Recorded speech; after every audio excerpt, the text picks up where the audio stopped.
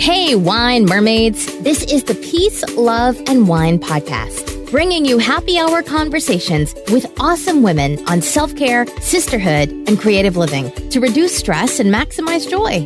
Life is short, so grab a glass and get ready to sip, sparkle, and make a splash. Make sure to visit peaceloveandwine.com and enter your email to receive VIP deals and get your free self-care download. Now, here's your wine sister hostess with the mostest, Tiffany Humfeld. Hi, ladies. Thanks for being here tonight. Welcome to another episode in our virtual happy hour retreat series, Creative Women, Wine, and Wisdom, how to de-stress, cultivate creativity, and embrace sisterhood over a glass of wine. So, cheers. Tonight, I have my guest here, Carmen. I have one too. Cheers. Yay, cheers. Yes. No shame here. Do you feel like I need to? I also have my water bottle too, just in case. It's always good to have that as a backup. I'm going to raise myself up here a little. All right. So, Carmen, I'm so excited to learn about you. It sounds like you do a million different things and have a background in gymnastics, which is awesome. When I was in preschool and they went around the room saying what we wanted to be when we grew up, I said I wanted to be a clown. And so, and we had gymnastics at my preschool too. So I feel like preschool was the best school. And I'm just curious to know about that in your background and then what you do today and how you got there. Wow.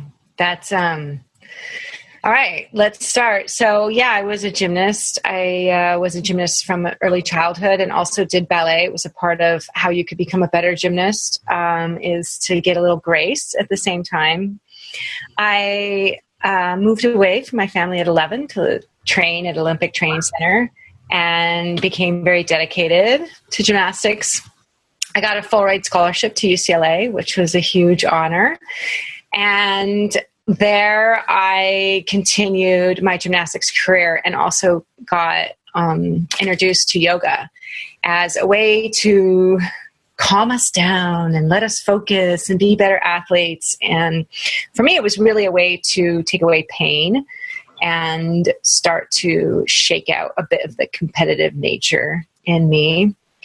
But definitely a very physical human being. I am an artist through expressing myself with my body, and I think I use my body as a therapeutic tool to heal and listen and give and share. So gymnastics was kind of a way for me to start that physical outlet, and then it turned into a Cirque performer. So I do the circus arts, which is, we call it AIReal. You climb on silks and hang in harnesses and you fly around, and it's so beautiful. It's a beautiful performance art. And I got into shows, which was very different from the competitive gymnast, to more of this showmanship and team and compassion for one another and trust and dedication to the craft. So AIReal's been a big part of my life, traveling, touring, creating. I was honored to be on the creation team of La Rev at the Wynn Hotel in Las Vegas. I have an AIReal circus studio in Ventura, California, where I train people to have fun and just do it for fun as a fun form of fitness, but also to become professional aerialists. And it's a place where I create acts and choreograph.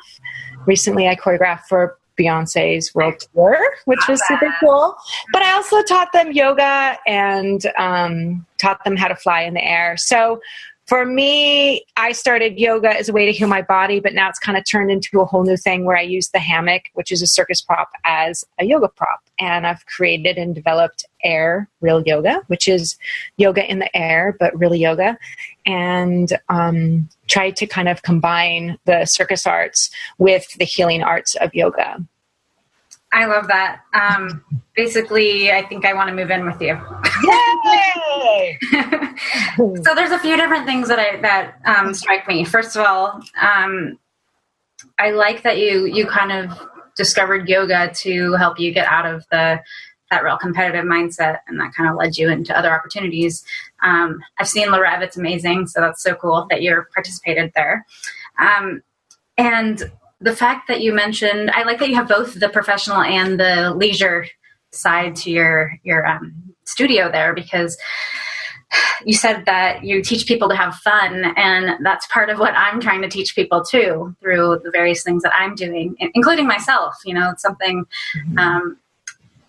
as a former or recovering perfectionist, I'm trying to implement more fun in my life. And I think we all need to do that, because we give better of ourselves when we are giving to ourselves. So For sure. And I think that it needs to be fun. And if it is fun, you're going to want to do it more. And we need to enjoy this life and enjoy ourselves and not take everything so seriously. There's a time and a place for that, for sure.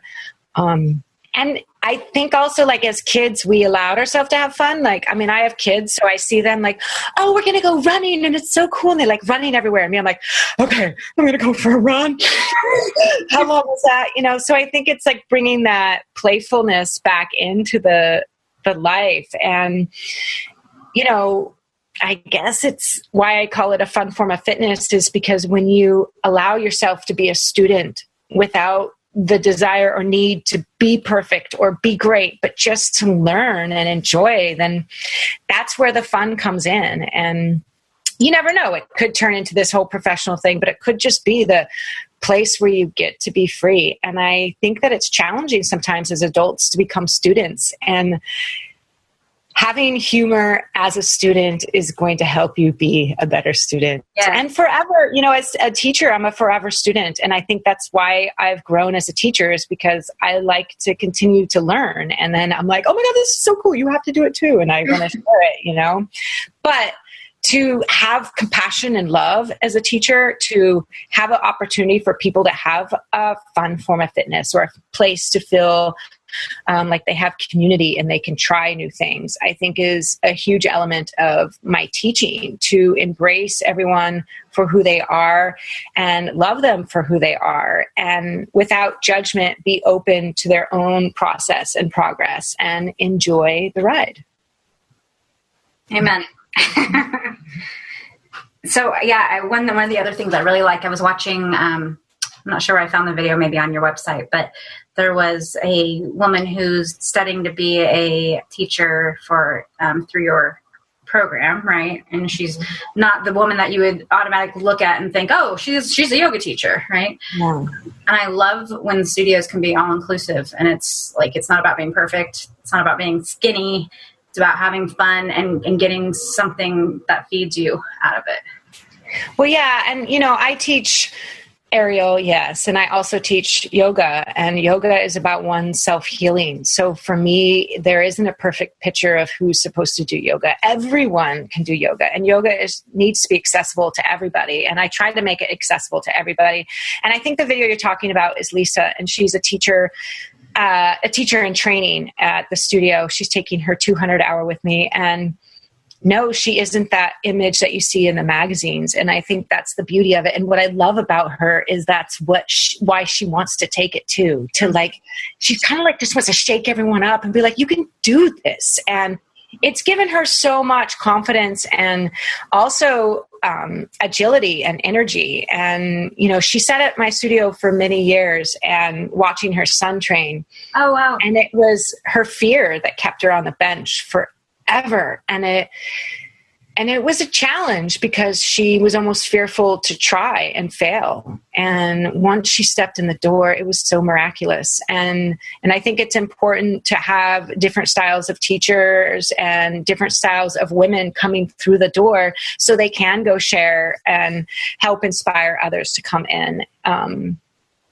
For me, every time I teach a class, when people arrive in the door, I'm like, I am so proud of you for getting your butt in here, because it's a challenge. We all have lives, but we also have fear, and we have things that we have to do. And, it's a big deal when they come in, especially with our society and kind of the way that we've portrayed fitness and health and yoga, that you're already supposed to be a certain way to take it, but it's nothing about that. I mean, it's like yoga meets you wherever the heck you're at. And if you're like a super awesome fitness guru, you might need to like chill out, man. And that's what yoga needs to give you. And, if maybe you haven't like been very physical, then maybe you need to move, so it meets you where you're at. And it's inspiring to see Lisa because she has an incredible voice, and it's cool that she is voicing her passion and going to share it. Yeah. But why I love aerial yoga, and that's the thing of like, I wish I had a hammock right here. I mean, I have one outside. It's getting dark. I can't even get out there, but the hammock holds you. It supports you. Right. So if you can't do yoga, you can do AIReal Yoga. Mm-hmm. And if you're really good at yoga, it's a taste of humble pie, because aerial yoga can make it more challenging. So it's your choice, but the hammock has been a tool for me to be able to get more people into yoga, as it helps them and supports them and holds them. And for a lot of people, and especially women, it's been a place to let go of fear and doubt and try something new and be held and supported and feel safe. So, here we're doing yoga and they're leaving, with confidence or compassion for themselves or a feeling of security. So it's really incredible what people can take from it. Yeah. How did you decide to go from the yoga mat to aerial yoga? I mean, was it just kind of natural since you have the gymnastics background? No. So I did yoga early. I started when I was 18, and I was really lucky to have started yoga to heal my body, to take away pain. But I always thought it was supposed to be on the mat. Like there was no like any other way. Like you could take different styles, but it was just on the mat. I did circus as a performance art to express myself, to perform. And when I had my first child, I tried to get back into that hammock to perform, and my ass was a little big and it was challenging. And ultimately I couldn't get in. Like you're supposed to like pull yourself up. And so we lowered it for me to see if I could get in. And that was like the aha moment 15 years ago where, dang, it's kind of cool when it's low. And no, I can't do tricks, but I can do these stretches. And I have been a gymnast since I was 5. So I have a lot of muscle that looks really cool, but it limits me from actually getting into certain postures.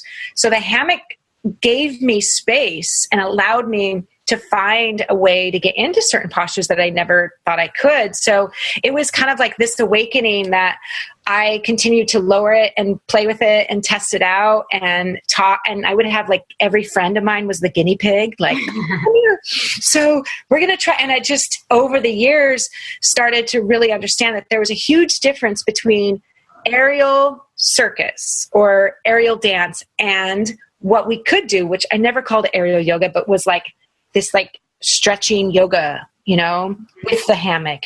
And through time, it began to kind of create itself on its own with the more work that I did with it and the more people that I brought in. And so with that, I found it very important to distinguish when I teach you aerial circus, it is tricks and super cool and fun, but not always good for you, but it looks really cool. And when I teach you this new aerial yoga, it's yoga, but you're just going to use the hammock as a prop. And so that took time to finally distinguish. And then the desire to teach it grew, and I started teaching, and then I couldn't teach all the classes, so I needed teachers, and that's where the creation of the manual and the curriculum. And then I knew that if I wanted to say yoga after it, like to say aerial was one thing, but to put yoga after it, I needed to get the Yoga Alliance's approval. So took some years to create the curriculum and manual where the Yoga Alliance could recognize it, and super honored to be the only brand recognized by the Yoga Alliance. So we offer a 200-hour and a 50-hour, but I think it goes to show that there is a way to really distinguish the form of aerial circus versus aerial yoga, and it really can be then accessible to everybody because it's yoga. Right. It's like if you can't do it, you go child's pose. We got child's poses with the aerial yoga too.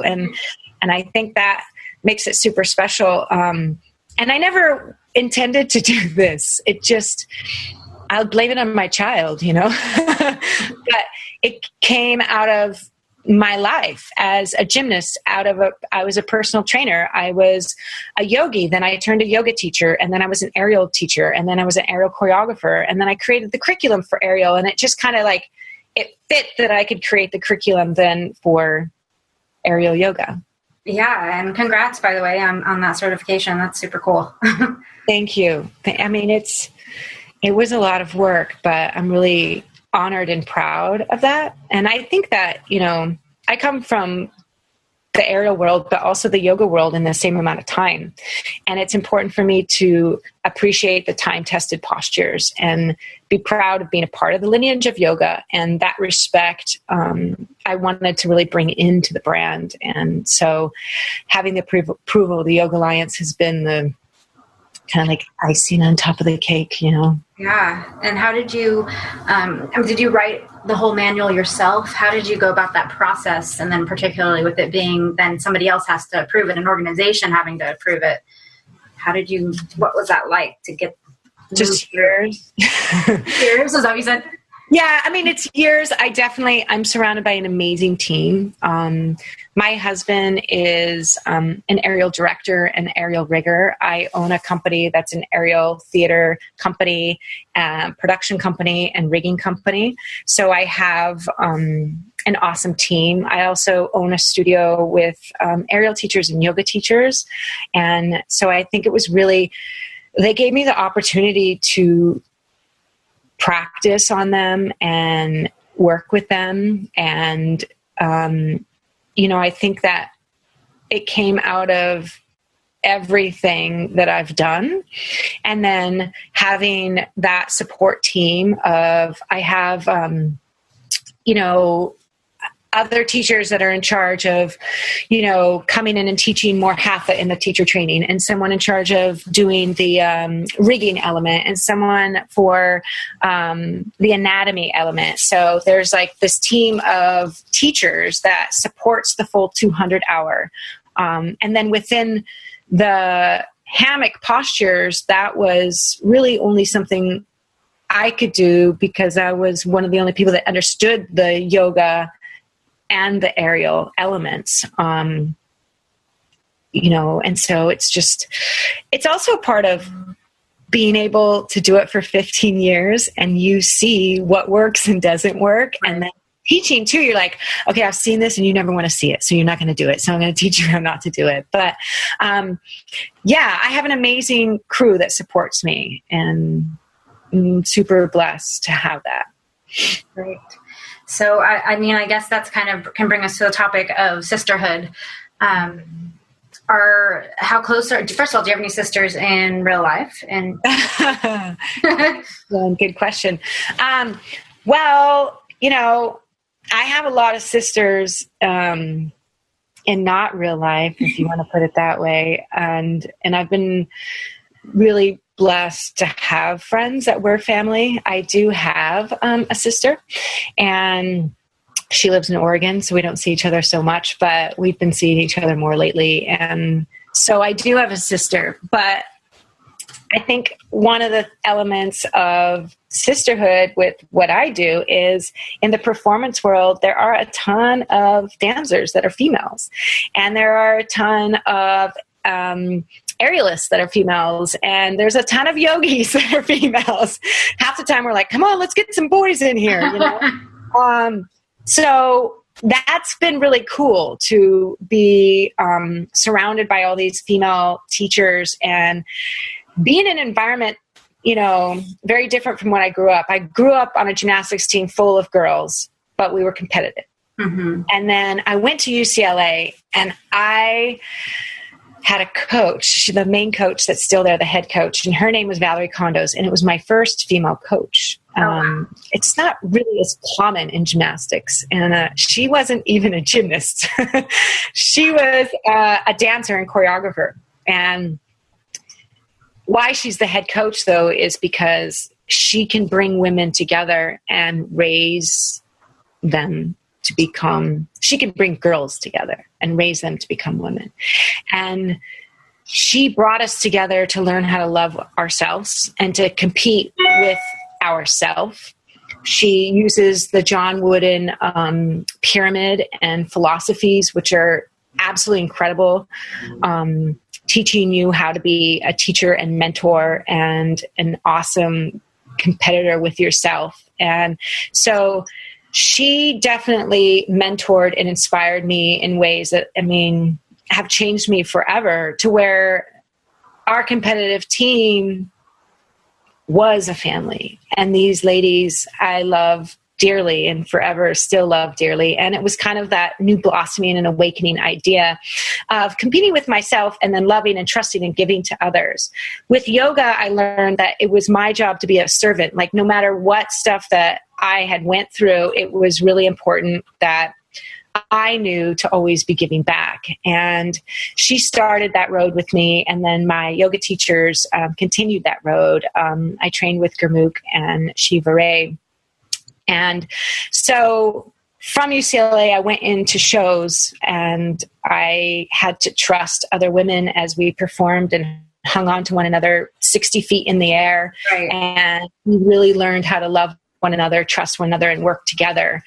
And now as I teach, there's mainly women for sure.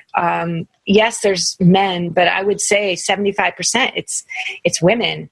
And for me, it's an opportunity to share love and compassion and help them love themselves and help them be of service and love others and take care of themselves and to be good to one another. So it's definitely given me the opportunity to create space for circles of trust, circles of female loving each moment together, and knowing that we need one another to continue to, thrive. And so it's been a really cool journey to be surrounded by people that lift me up, but then I get to lift them up so they can lift others up. And it's this like ripple effect of taking care of ourselves and one another. And, a lot of us, well, everyone has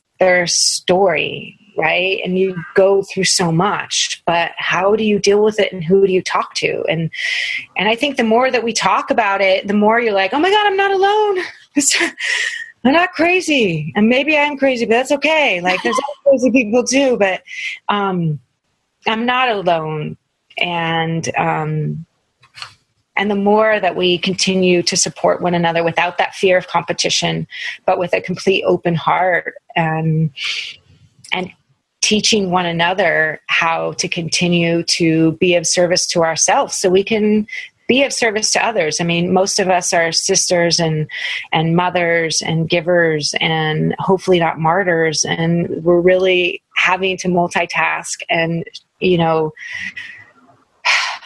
be superheroes at every moment. Mm-hmm. So to have other women that will trust you and lift you up and support you, it's absolutely incredible.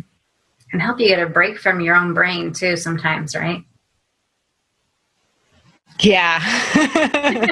For sure. So yeah, I like that. There was something about gymnastics too that, well, I don't know if this actually bothered you or not, but it did kind of bother me, the competitive aspect of it. And then going into AIReal, yeah, it was like, oh, this is what I was really looking for. Like, the gymnastics wasn't what I was looking for. It was the AIReal. So there's something just amazing about flowy fabric that makes everything fun. And I always tell people AIReal is like the hardest fun thing I've ever done, or the funnest but most hard thing I've ever done. Let's talk about this. No, I totally get it. I mean, I think, oops, sorry, you just cut out there. Oh, can you hear me? Yeah. No, I mean, I agree. It's like so beautiful to watch AIReal, and yet it's like you don't understand how hard it is. Like, you have to climb up that thing and hold on to yourself. But it's what I love about AIReal is it's a different mentality And gymnastics is like, oh, trick base or whatever, and you're spotted through it and you're just thrown around through it, but like an aerial, like if you can't climb, you can't do the trick. But if you climb, you can't let go. Like, and I won't let you climb if you're going to let go. So there's this different mentality of like, you can't give up. Like it is the hardest, most beautiful thing, but you can't let go. You can't give up. You can't like, oh, I'm stuck. Okay. I'll just, screw it. You're like, no, you have to finish and you have to climb down. So it changes your mentality, and it's you, and it's only you. Like no one can pick you up into it. You have to do it. So it's really like your own, like staff, your own like confidence. Where I've seen teenagers come in that have, issues with being around a lot of people, or feel kind of like uncomfortable and don't have confidence issues, and learning to climb the silk can change that. They start to believe in themselves and overcome fear, and start to realize that it's their work that they need to do, which all of us have that. Like it's even at the top, it is work. I mean, one of the best things was to work with Beyonce. Like she's a freaking queen, right? I mean, she's freaking gorgeous. She's amazing. She's absolutely incredible at everything she does. And she is at the top, and she works harder than everyone else. Like, so you never stop. You're always working if you're passionate about what you want to do and excited about what you want to do. And once that passion is there, it's forever a journey and challenge. But it's your challenge. And I love that with AIReal, the beauty and yet the strength. Yeah. And it's all about you. So you mentioned Beyonce, and I'm sure because you're involved in all these sorts of things or different things, you probably have your own rituals. But did you notice anything that she did to help herself decompress? Because that is certainly, a level that most people aren't going to get to in this life. So I'm sure she must have some sort of routine for self-care. Did you notice any of that? No, she totally did. I mean, she had her family around her all times. Oh, cool. Huge self-care. Physiotherapist, massage, training, yoga, Pilates, voice. She's forever a student. And I think that she's really passionate about what she wants to do, and she makes sure that she has an awesome team surrounding her. But the taking care of her body was at all times, massages during meetings for all it mattered. I mean, I think all the greatest artists have learned how to do that. If you want to have longevity in your career, you actually have to learn how to take care of yourself. And, I know that it's one of the things I try to teach to our professionals, but the only way you survive is when you learn how to manage your own stress and how to manage the body, and the energy, whether you're not getting enough sleep or food or you're working too much, you have to learn how to manage it. And, for sure she knew how to do that and made sure to implement that. One of the most beautiful things that I saw is that she made sure to implement that with her dancers. I got to teach them yoga in the morning, and I got to teach them AIReal Yoga, and like she made sure her team were taken care of too. So yeah, it's really inspiring to see those people that are the most successful, and you're like, oh, life must just be so great. And then you're like, they're still working their butt off because they love what they do, and it's who they are. And I mean, that's the amazing part of life, is we get to work. Like, we're so lucky to get these opportunities to work and to share and to give and to create and to inspire. Like, it's sometimes turning it around. A lot of times I'm like, oh my God, I have too much to do. I have to go here. I have to do this and this. And then it's like, if you turn it around and like, I will never be bored again. Like, I'm so lucky to be inspired. I'm so lucky to have so many desires and wishes and things that I want to do. I don't get to see friends all the time, maybe, but like, I want to see them, and I'm going to try and figure out seeing, like, if you flip it around, we're so blessed that we get these opportunities to be here. And as women in America, we're free to learn, to be educated, to work, to share, to voice, like to look it up. We're like having wine, talking about, like, we are free to do that. And that's incredible. And, you know, we have to be reminded sometimes of that. Yeah. So use and abuse it. So what do you do then to nurture your self-care and stress management? My kids make me a better person for sure. I have great purpose with them, but they share. I mean, I just remember my son, he was like 4, and we were like, we got to walk to the store. I'm like, it's 2 blocks, man. Okay, here we go. And it's like he had to stop at every flower to smell it and touch it. And it was one of those times where I'm like, the stop and smell the rose is a real thing. And so cool. Like, if you notice things and try to be more in the moment. So they've definitely saved me in that way of trying to be more in the moment.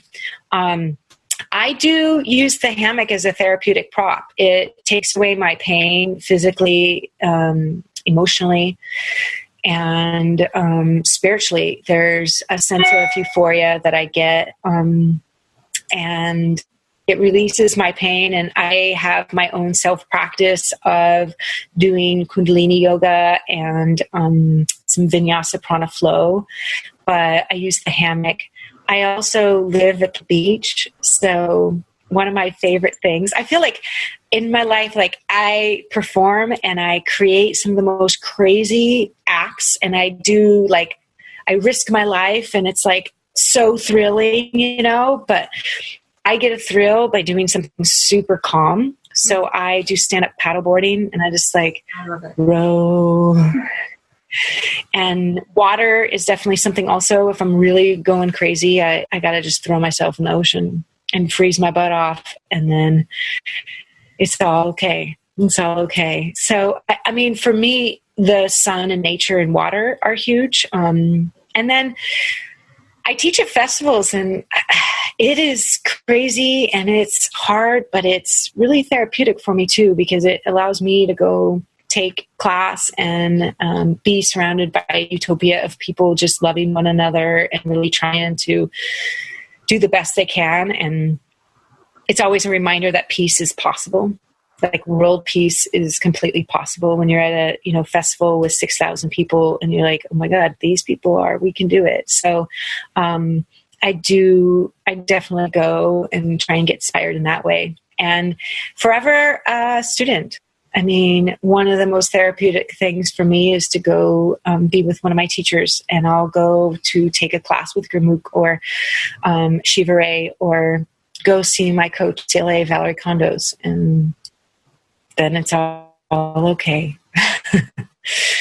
Beautiful, strong women that make me cry because I become inspired to live and be in the moment, and blessed to be here. And to be too busy and to be, overwhelmed.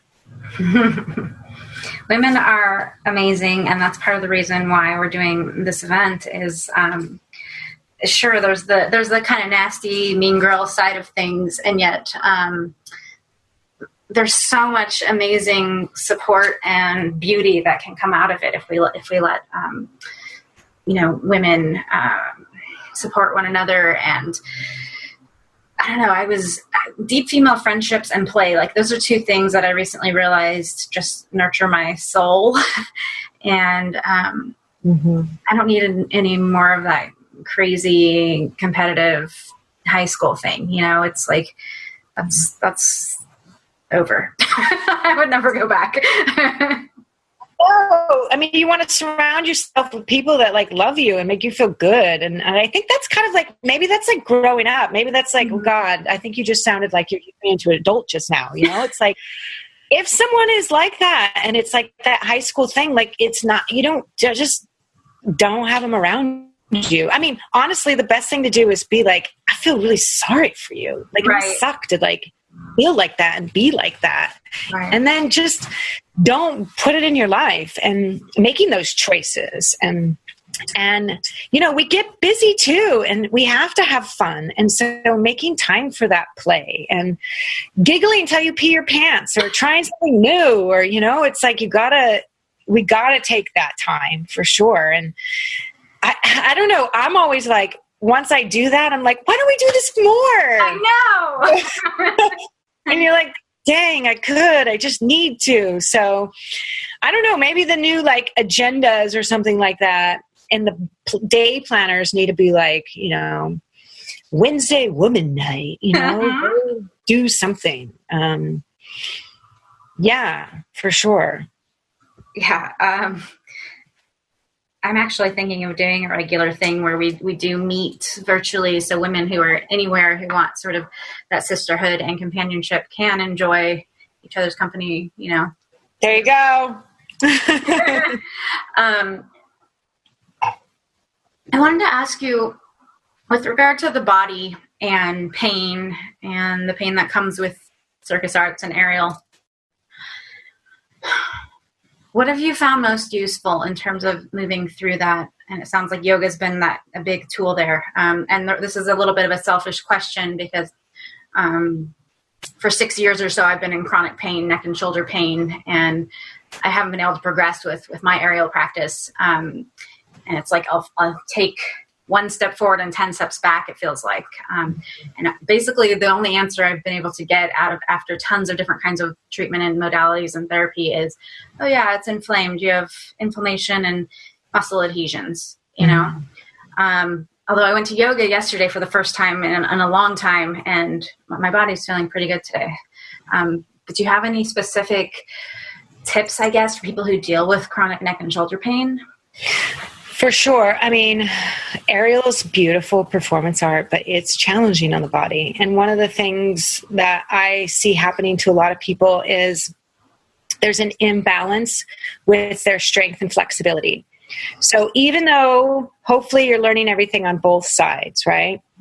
If you want to create a choreography or a piece or show something, or you feel more comfortable on one side, you'll end up doing it with repetition on one side. Mm-hmm. This is a cause and effect reaction. So if you gain more strength and flexibility on one side, it's going to affect the other side in a negative way.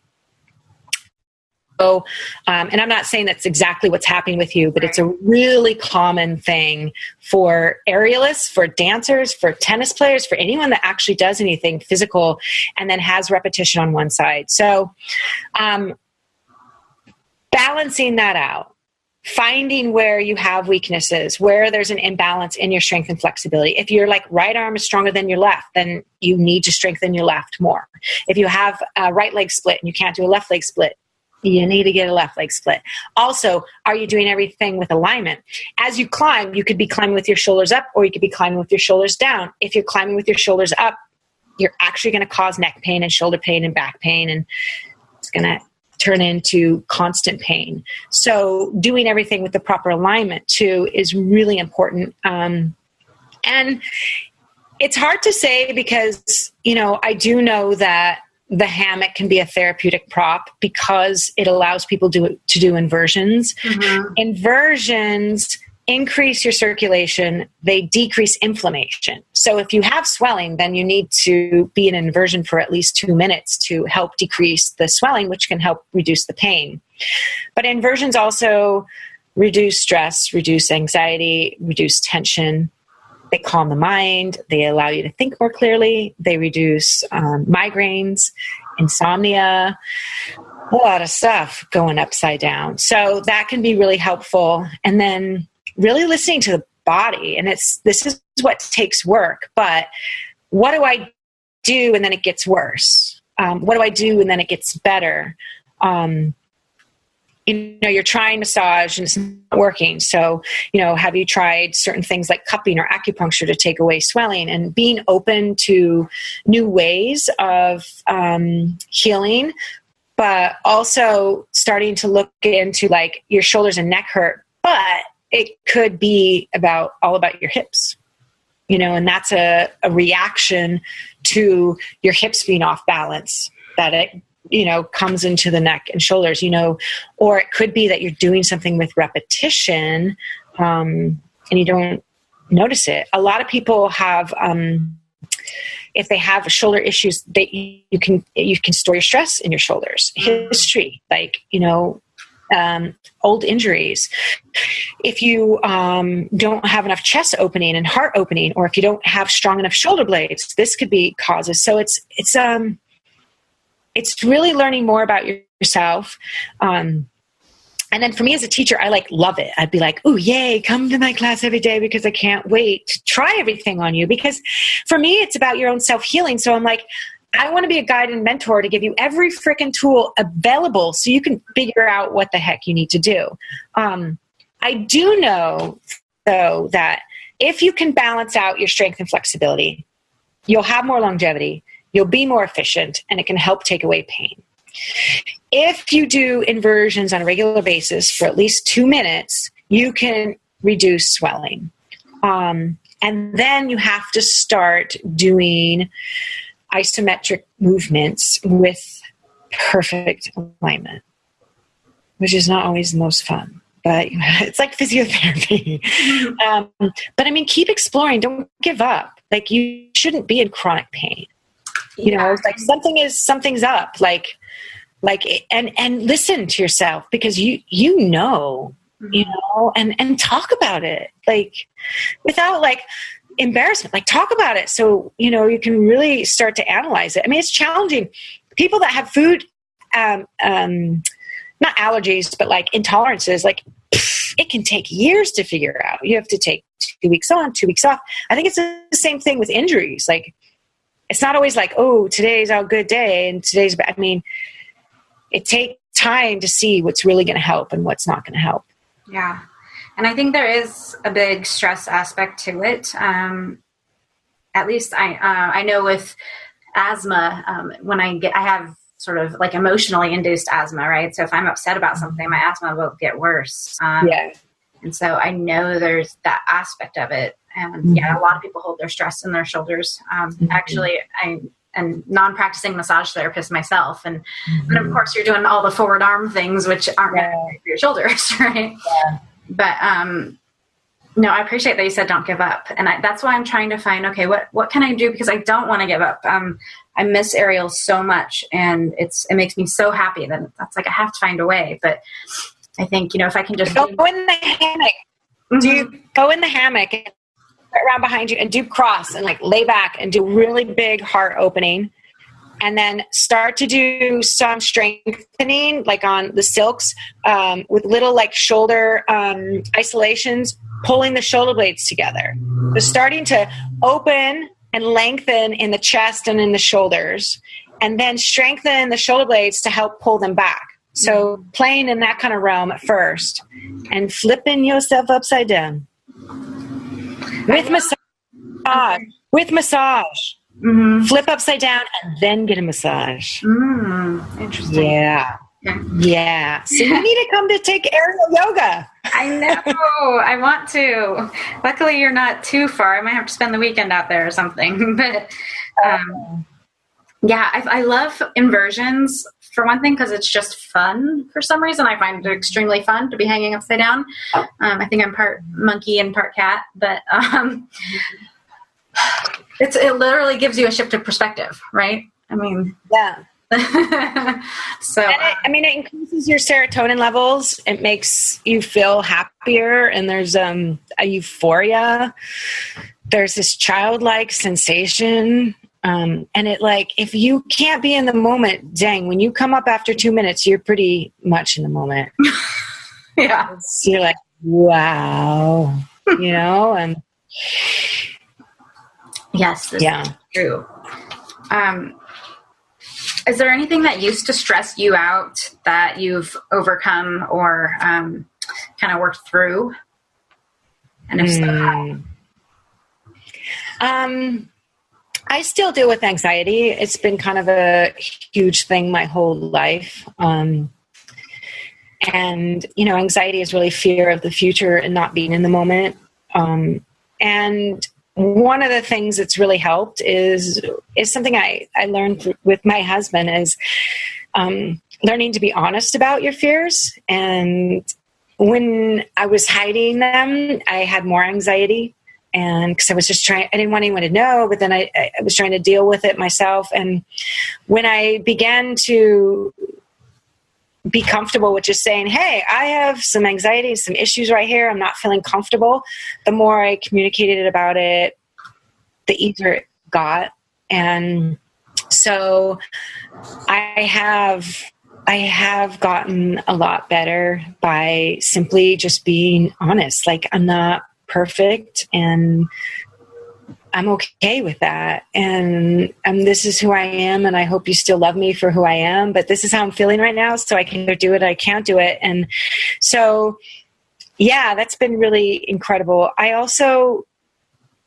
used to also have fear kind of like that I wouldn't be enough for the kids. And I think that has been something that their unconditional love just naturally has shined so bright that it's helped kind of take that fear of like being what I expect, and instead just really trying to be the best in the moment, and being honest, and then asking for help.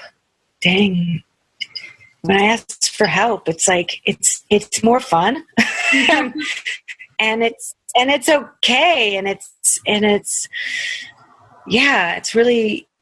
been really beautiful in that kind of way. So I think it's a constant struggle to continue to practice what you preach. And, I think I've been like really blessed to have experiences in my life that have given me the opportunity to definitely practice what I preach and forced me to practice what I preach. Right. But things come up all the time, and it's like, okay, I know this and I believe this. It should be okay, but I got to get through it, you know? And then it does. It always works out in the way that it's going to work out. I had one of my dear friends pass away way too early from cancer. And it was this real awakening of, dang, love this life and love the people that are around you. Love them and thank them and appreciate them, and be of service. All of the experiences that you have gone through, you needed to go through, and you were able to survive it. So there's others that are going through that. So help them. Mm. And rather than being the victim, being the servant of, I made it through this, so I get the opportunity to help save others from going through it, or to be there for those that are going through it too. Mm. And I think if you can forgive, and if you can truly, truly, honestly forgive, you can then be of service to whatever you've been through. And people need that, you know? Yeah, that's interesting. That can apply to pretty much any aspect of your life, I suppose, right? For sure. Yeah. And I think you mentioned that asking for help was one of the things that helped you to relax, but also kind of, I don't think you said it directly, but I got the impression of being okay, like going easier on yourself and learning to have more self-compassion is something that's helped with the anxiety. Yeah. Yeah, that's the thing, is like, you love other people so much and you're so nice to other people, and then you're so hard on yourself. And I've been really, I've had my share of shit, and I've been also blessed with incredible mentors. So I kind of like, I'm challenged in that kind of way, where like I've had to go through things, but then I've had people to teach me how to get through it. And I think that, you know, that's a huge element of, you know, being okay to say that you've gone through things, and being okay to say that it was hard, and then realizing that you can get through it, and then understanding and appreciating that within is much more challenging, because you see someone else go through it. You're like, oh my God, that's so hard. And then you made it through. I'm so proud of you. And then you forget to have that same feeling and exertion and feeling proud for yourself. And, you know, as I teach and I see women so hard on themselves and so critical and scared or ashamed or fearful, it's been a reflection of what I once was, or I could be, or I have been before. And it's like, I see the beauty in them. Why can't they? And it goes the same. And I know they can see that in me. It's just harder for me or us to find within ourselves. And I had kind of like a challenge where we tried to, during the whole class, not say anything negative about ourselves. And I put it out to everyone else to do. And then I afterwards like, maybe I should try that. And it was hard. People would say stuff like, oh, this is hard, I can't do it. And like, they didn't even realize how damaging their words were. And, you know, the law of attraction, you know, what we think we become. And it's really true. And we have to be careful with that. And so in teaching, it's forced me to have to do my lessons and try to take a day without saying something negative about yourself, and realize how critical you are. And then also, you know, I mean, I guess I go back to my kids a lot. It's like, dang, they think I'm freaking cool. They like love me. They're thinking the greatest thing ever. And you're like, I could sing to them and they'll be like, oh, it's great. And like, I would never sing to you. I would never sing to anyone else out there, but I would sing to them. There's that unconditional love of, you know, they see me for who I am, just giving love. And it's like, I have to start seeing myself like that too. So yeah, I mean, forever, it's a forever journey and ride for all of us. You know, we say it, and, you know, it just continues with the experiences you have to work towards that. Mm-hmm. And I love that you mentioned with your teaching that has forced you to practice what you're trying to teach others, because it is totally true, right? Because it sort of shines a light on the things that maybe you need to work on, right? Like, wait, well, I can't tell people to do this thing if I'm not willing to do it. Yeah, for sure. But being okay with not being perfect or having all the answers about it either. You know, maybe you're really good at coaching something, but it doesn't mean that you've got it all figured out. Yeah. For sure. I mean, it's challenging not to want to be perfect at everything, but it's also exhausting to try, you know? And I think that's where it goes into, there's times we need to accept that you're the student, that it's okay not to know. It's okay to, you know, be confused. It's okay to not be good, as long as you're open to continuing to try and learn. It goes into like right now. So my son, he's almost 8, and he's a really good tennis player, and I don't know how to play tennis. And so I decided to try to learn how to play tennis. And his tennis coach was like, I don't really want to coach you because, you know, you were a professional athlete and you're probably going to be really hard on yourself. And I was like, yeah, it's going to be hard. And, but anyways, you know, he did. And I started taking privates, and before I went into it, I actually was like, this time I'm going to learn and I'm going to be the student, and I don't care if I'm good or not. I want to do this for fun. Awesome. And I giggled and laughed and I had fun. And it doesn't, and I guess it doesn't matter at this moment, you know, and it was such a blessing. It was so exhilarating, you know, to, just learn something new, you know, and be okay. I wasn't going to be good at it, you know, and I think I used to expect myself just to be awesome at everything, but now I don't really care. I don't really care anymore. It's like, dang, just, I'm going to try and hit the ball, and when you hit it, you're like, woohoo. Doesn't matter, went over the fence, right? Else, I burned some good calories, right? Yeah, sure. Look at that. I'm doing it for the kids. Yeah, and I think having a sense of humor about it and setting yourself up for that, like managing your own expectations about yourself. I think that's important too, right? Because it's easy to go in and be frustrated with something that's maybe new or challenging. And then because you haven't set yourself up for mentally and prepared yourself for, okay, what happens if something doesn't go as I want? Like, what can I do to prepare myself to go easier on myself? I kind of lost my train of thought there, but basically just I think setting yourself up mentally for success is an important part of any new adventure or activity, especially if you have perfectionistic tendencies, you know? Yeah, I mean, it's really self-taught. Self-talk. You have to project that. You do. You have to say it's going to be fine. It's going to be, there's the whole like happiness is a choice, and we make a choice on how we want to deal with each situation. Mm-hmm. And it's really true.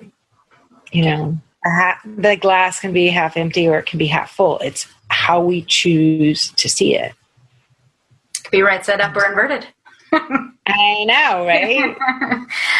That's just your opinion. Like, maybe upside down is right side up, I feel like we're going into Alice in Wonderland territory.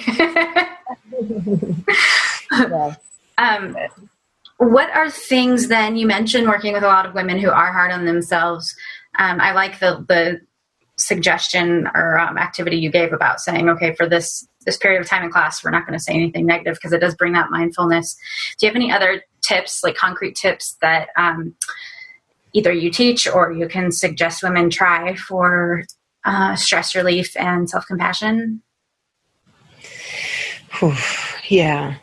I think finding a teacher, finding a group, and really having those opportunities to have those sacred times to go into a class of women, to have a circle of trust, and to be able to be open to try new things, to talk about new things, to learn how to have your own self-healing. I think seeking that out is huge.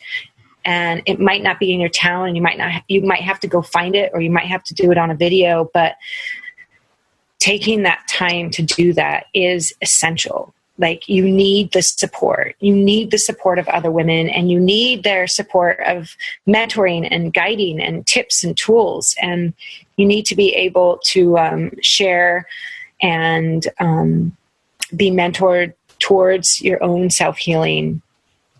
I also think that really taking time and figuring out what you love, like what makes you happy, is it going for a walk? Is it reading? Is it painting? Finding things that you love and then implementing them into your life. I think meditation is an absolutely amazing thing for stress relief, but it can be really challenging for many people. And there's so many different forms. So trying the different forms, whether it's body scanning or mantras or mudras, but one of my favorite is coloring. Me too. Oh my God. And I like to color mandalas, like in a circle, you go from the outside in, and it's so calming. And I'm not thinking about my grocery list or what I have to do. I'm really thinking about trying to stay in the lines. It's really, for me, a way to find that peace and calm. So it's taking the time, and it might take a week, and it might take, a minute, or it might take years, but what do you like? And then taking time to do that and finding things that do calm you down. I know that the ocean or coloring calms me down, finding those things and forcing the implementation of that. Like, it is forced on a day. It's in your calendar. It's set in there. That's what it is. And you need to seek out the community. These community, like coming on and listening to us right now, or going to a studio and going to a workshop of women and starting to embrace that sisterhood and embrace the inner voice, and it's calling to you, obviously. And so being present enough to hear it and feel it and use it and ignite it with other women And I think it's also really important to surround yourself with people that love you and that are lifting you up and inspiring you to be yourself and be the greatest self that you can be. And happy when you find what you love, and happy when you're excited. And I think that is really huge. It will allow you to stand up for yourself too. And it will allow you to continue to give. Yeah. I love it. Yeah, I love that you mentioned the forced implementation for stress relief, self-care, and even finding what you like. Yeah, I mean, the thing is, that's life will just, time keeps ticking, life goes by. If you don't force yourself, if you don't make it a calendar item to do these things, they're not going to get done, you know? So No, you got to put it in the agenda. Yeah, for sure. Especially the busier you get. I mean, because it's always easy to let those things slide when you need them the most, right? Yeah. And I think that there's like, you know, simple things too of self-practice that you have to also implement. Like for me, like I have to have a hammock at home. It doesn't mean that I do a full hour and a half practice. I can do 15 minutes and I'm like, whoo, ready to go. Or super calm and relaxed for the night. But having a place of self-practice, whether it's a certain area where you create a place to sit and read or color or meditate, or listen to music, or if you can put a hammock in your house, or if it's just even just the yoga mat is there. But making a sacred space within your own living space. And I think this is really essential so it can allow you to have your own self-practice. But it's that journey to find, what the heck is it do I like? Right. What is it? I don't know. Because some people, you know, it could be going to a class, and other people, it could be sitting in their special chair, you know, listening to music. But finding what really makes you happy. Yeah. You know? I agree. Yeah. I want to be respectful of your time, and we're going a little long here, but real quickly, can you tell me, I think it's funny we haven't truly touched on the subject yet, but what does creativity mean to you? Creativity is that, it's not the inner voice. It's just like, I don't know, it's just, you get filled with energy and desire and warmth and ideas, and at least this is how it is for me. And it's a desire to express or share or think of new ideas. Sometimes for me, it comes out and like, I'll hear a song and it feeds me in a way that I want to move and express myself in new ways. And I want to create maybe a dance piece. And other times, I hear, a woman that has fear of something, and I become so creatively involved in like, how can I help her release that fear?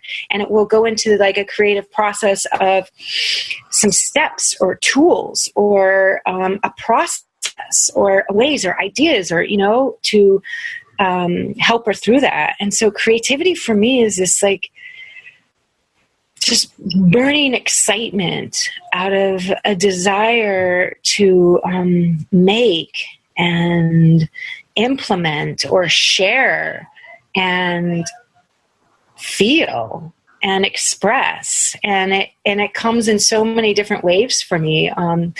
As a, you know, physical artist, I always thought it was through expression of movement. But for me now as a teacher's teacher, I become creative with curriculums or a lesson plan. I could do the same lesson plan, but I can just change the intention.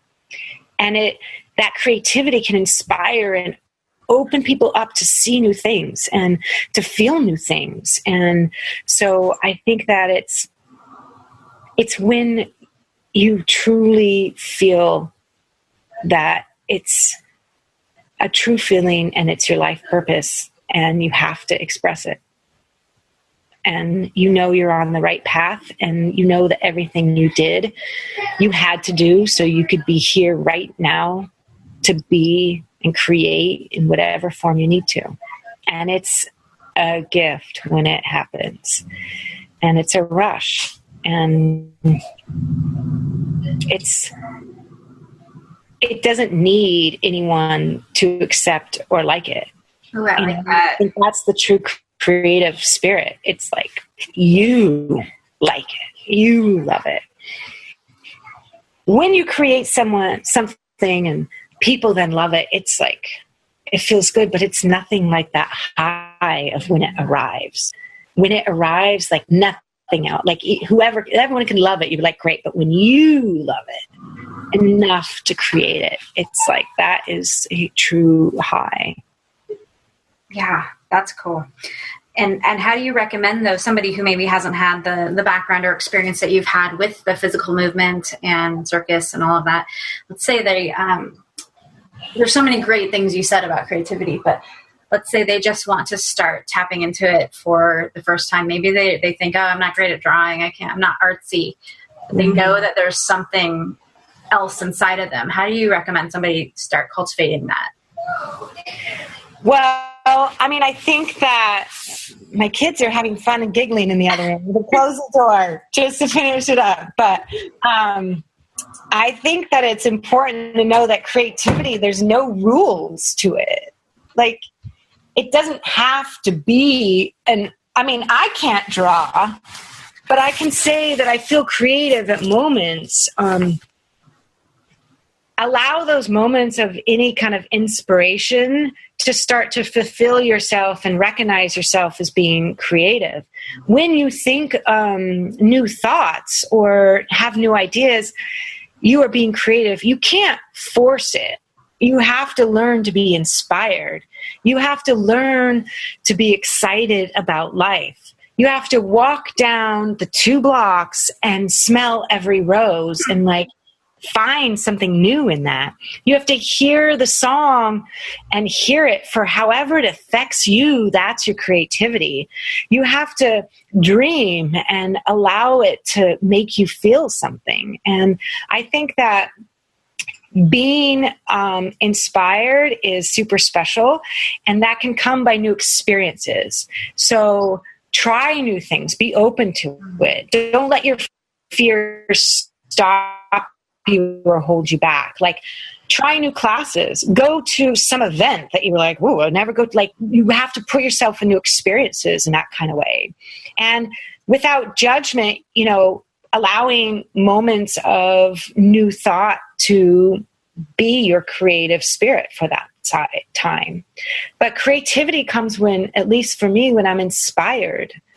And inspiration is emotion, and emotion can be sad or mad, but you have to start connecting to what you feel. So if you are connected to your body, that means that you're taking care of your body. So you have to start feeling your breath, feeling your movement, feeling what foods you put in, what you breathe, when you sleep, when you don't sleep. You have to start connecting to your body, and then connecting to your emotion, and then allowing that emotion to affect you. And when it affects you, allowing it to open new ways of thought and feelings. Thank you. So take class. I would also say, be open to new experiences and share in new experiences, and be excited to live. Yeah. Happiness is a choice. Feel it. Cool. Embrace it. Thank you. Mm-hmm. I think we should do a fun play and wine retreat at your studio sometime. I would love it. And it's in a cool little beach town. It's perfect for it. And we're surrounded by wineries, actually, where the studio is in the industrial area. And at first everyone thought we were crazy, but we needed high ceilings because half the studio is circus and half is yoga. Come to find out, breweries and wineries need high ceilings. Mm-hmm. So we have wineries all surrounding us. But you need to do AIReal before wine, okay? There's yes, safety first. We always call it it's the alphabet, okay? A comes before B or W. Yeah, W or any of it. We had a beer social recently. We're A and then B. But For sure. I mean, I love that you say that. And for me, it's really, I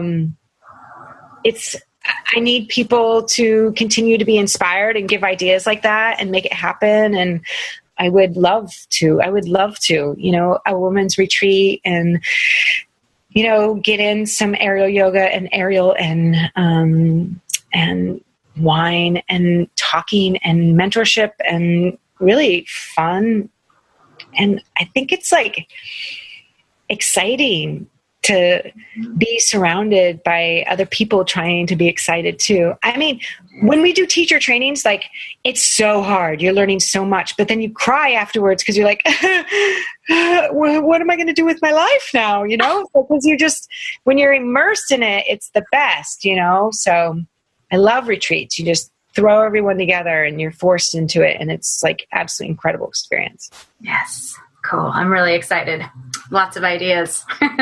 Lots of ideas that tend to strike me at the most inopportune times of the night. So I need to get better about my sleep schedule and getting that under control But you're creative. How exciting. And yes, it is.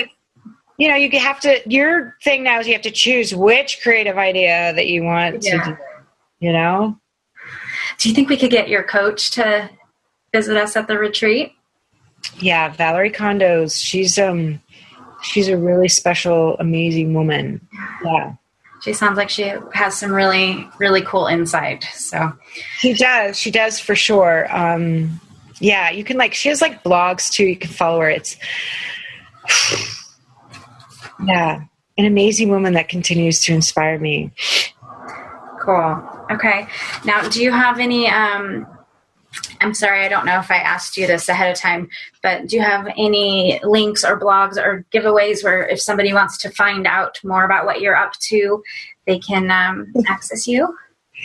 Yeah. We have a cool giveaway. We do it every quarter, kind of depending on what's going on. But right now we have one. If you follow us on Instagram, you could get entered to win a free hammock, which is super cool because then you could take a hammock home and have your own practice. And there's videos online where I teach classes for you. So that is at AIReal Yoga. So it's kind of spelled with a play on the word. So it's AIRealYoga. And I'm also on Instagram. You can follow me at Carmen Curtis Official. So CarmenCurtis Official. We have a Facebook page and we have a website and I sell hammocks and we have teacher training. So for me, it's really cool to kind of get people involved in the social media. It allows me to see their journey and sharing our journeys together. So I'd love if you want to follow us on Instagram and you can like us on Facebook and stay connected for sure. Ladies, make sure you do that because I'm following both those accounts today because I want to win. So that I don't win and that you get to. Yes. All right. Well, thank you so much for being here. Do you have any final words or thoughts you'd like to share with the ladies tonight? Ladies, I wish we were all in the room together right now, but I think this is really cool that we're talking and we're starting it. And this is a starting of a new wonderful friendship. And I'm excited to meet you all and sharing your journey. Thank you so much for having me. This is it's inspiring me. It's making me feel even more creative in the sense of, you have to just get people together and you got to start making it happen. And you are. And gosh, what a force and how cool is this? So I'm really honored to be a part of it. And I'm here if you guys want to chat and talk, and we're in it together, right? We're in it together. So much love, much love. Thank you. Thank you to a newfound wine sister. There you go. There Cheers. you go. Cheers.